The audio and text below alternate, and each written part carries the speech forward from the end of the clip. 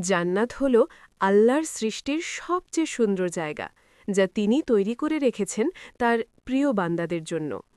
নবীজি সাল্লাল্লাহু আলাইহি ওয়াসাল্লাম বলেছেন, জান্নাতের মাটি হল সাদা ময়দা ও কস্তুরীর মিশ্রণ। পায়ের নিচে নরম সুগন্ধি মাটি। কল্পনা করো, প্রতিটি পদক্ষেপে সুগন্ধ ছড়াচ্ছে। জান্নাতের ৮টি দরজা আছে।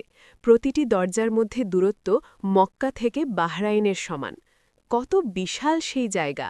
সবচেয়ে উঁচু স্তর হল জান্নাতুল ফিরদাউস, যার ছাদ হল আল্লাহর অর্শ। এটাই সর্বোচ্চ পুরস্কার, যা পেতে আমরা সবাই চাই।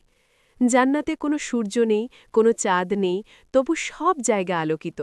আল্লাহর নূরেই জান্নাত আলোকিত। জান্নাতে কোনো রাত নেই, কোনো ঘুম নেই, কোনো ক্লান্তি নেই, শুধু চিরন্তন সুখ ও অনন্ত আনন্দ। আর জান্নাতের বাতাসে ভেসে আসে কস্তুরীর সুগন্ধ। প্রতিটি শ্বাসে তুমি অনুভব করবে অসীম প্রশান্তি। এমন এক জায়গা যেখানে শুধু ভালো আর ভালো।